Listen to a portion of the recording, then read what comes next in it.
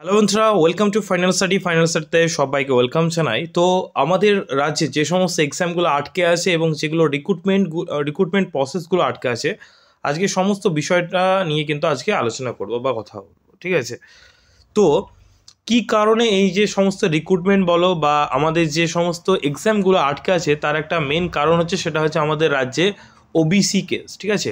আশা করি সকলেই জানে এই যে ওবিসি কেসটা সম্পর্কে, যেটা কয়েক মাস আগেই কিন্তু রাজ্য সরকারের মানে মামলা করা হয়, ঠিক আছে, হাইকোর্টে, এবং সেখান থেকে রায় আসে যে 2010 সালের পর যে সমস্ত ওবিসি কার্ডগুলো বানানো হয়েছে, সেগুলো তোমার বিভিন্ন করাপশন রয়েছে বা বিভিন্ন কারণে সেগুলো ইনভ্যালিড হতে পারে। তো সেই রায়টা আবার সেটা স্টে অর্ডার করার জন্য আবার সুপ্রিম কোর্টে রাজ্য সরকার আপিল করে, ঠিক আছে, এবং শেষ পর্যন্ত এখনও কোনো কিন্তু ফাইনাল জাজমেন্ট কিন্তু পাওয়া যায়নি।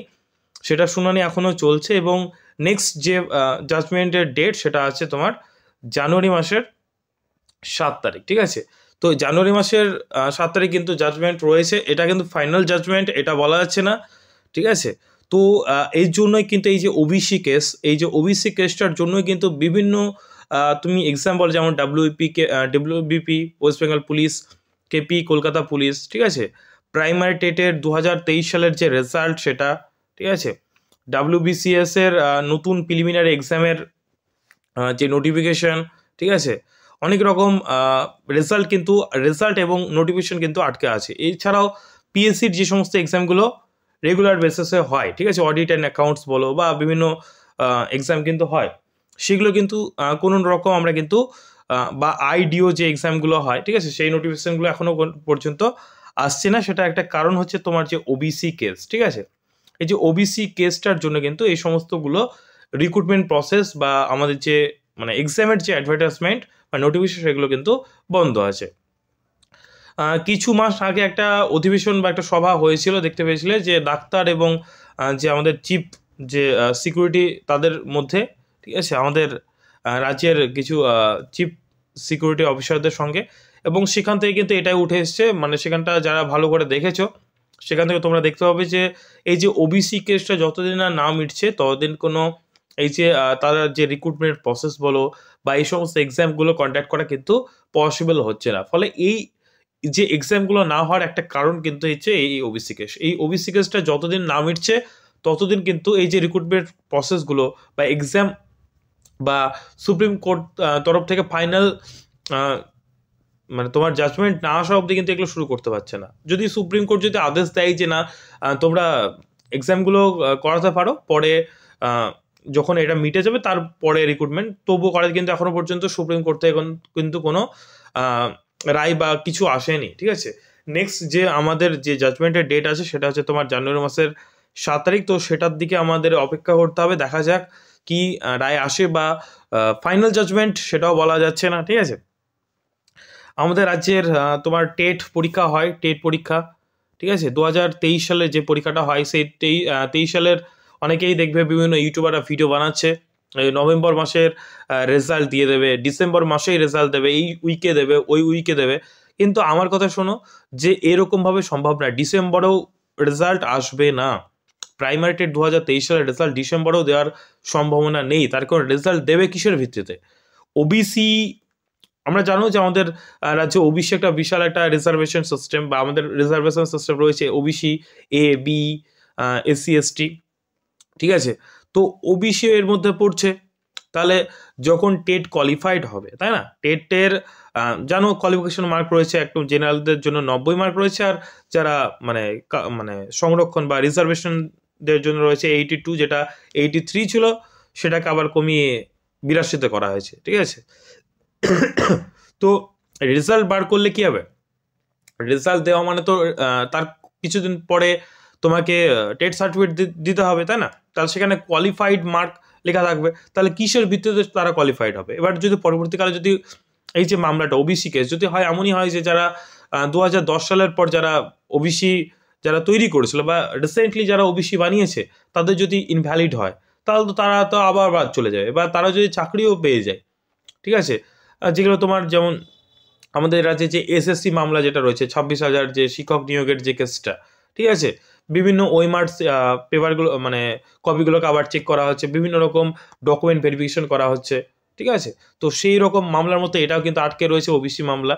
তো যতদিন না এর নিষ্পত্তি হচ্ছে বা শুনানি হচ্ছে, ফাইনাল জাজমেন্ট আসছে, ততদিন আমাদের রাজ্যে এই সমস্ত এক্সামগুলো বন্ধ রয়েছে বা রিক্রুটমেন্ট প্রসেস সেগুলো কিন্তু বন্ধ রয়েছে। তার কারণ সব কিছুই কিন্তু আমাদের রিজার্ভেশনের উপর ডিপেন্ড করে, ঠিক আছে।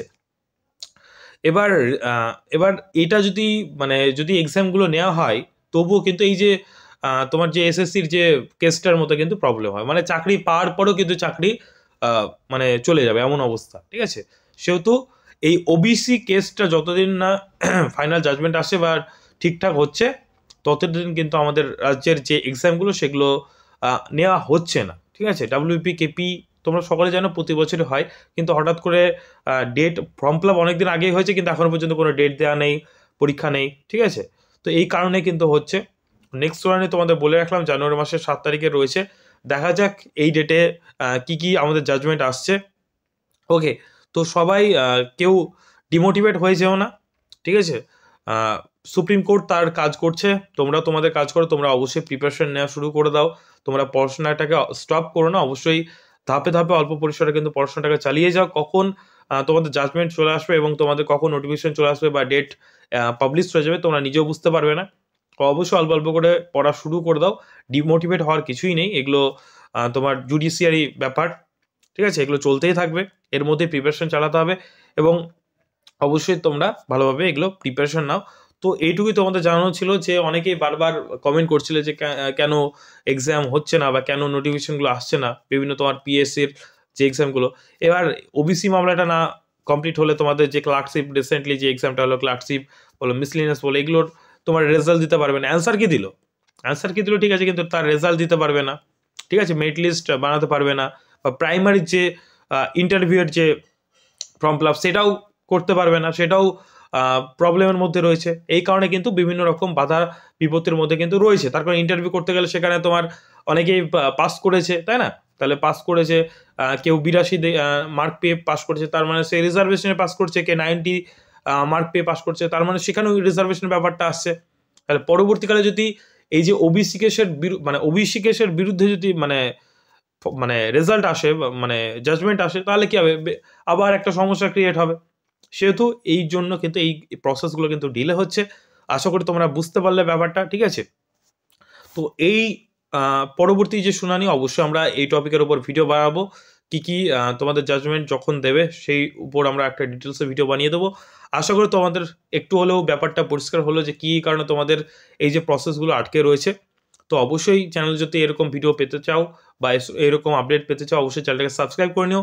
আর অবশ্যই যারা সরকারি চাকরির জন্য প্রিপারেশন নিচ্ছে বিভিন্ন এক্সামের জন্য, তারা আমাদের ফাইনাল স্টাডি, ঠিক আছে, ফাইনাল স্টাডি দেখবে ডেসক্রিপশন বক্স একদম চলে যাও, সেখানে লিঙ্ক দেওয়া রয়েছে বা ফার্স্ট কমেন্ট বক্সে লিঙ্ক দেওয়া থাকবে, অথবা গুগল প্লে স্টোরে গিয়ে ফাইনাল স্টাডি লেখো, FINAL এটা সার্চ করলে আমাদের অ্যাপ তোমরা পেয়ে যাবে। এই অ্যাপটা তোমরা অবশ্যই ডাউনলোড করে নাও এবং লগ ইন করে নাও। আমাদের যত রকম কোর্স রয়েছে একদম স্বল্প মূল্যে সেগুলো তোমরা দেখতে পারো, এবং যদি পছন্দ হয় তাহলে অবশ্যই কোর্সগুলো নিতে পারো।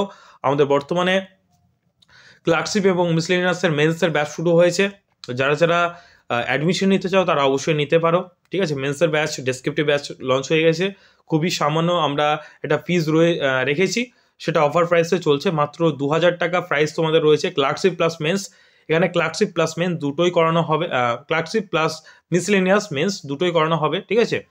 Bangla, English descriptive, GK/GS math descriptive করাবেন। আমাদের একজন WBCS টিচার রয়েছেন, তিনি ভিডিওতে বর্তমানে চাকরি করছেন, তিনি তোমাদের গাইড করবেন। তার পাশাপাশি একজন টিচার আমরা রেখেছি, ঠিক আছে। সমস্তটাই তোমাদের লাইভ ক্লাস রেকর্ডেড ব্যাচ হয়েছে এবং চলছে, এবং এছাড়া আমাদের NM GNM ব্যাচ রয়েছে, এছাড়াও WP কেপির ব্যাচ চলছে আমাদের। ওকে, তো বিভিন্ন রকম ব্যাচ কিন্তু আমাদের লাইভ চলছে।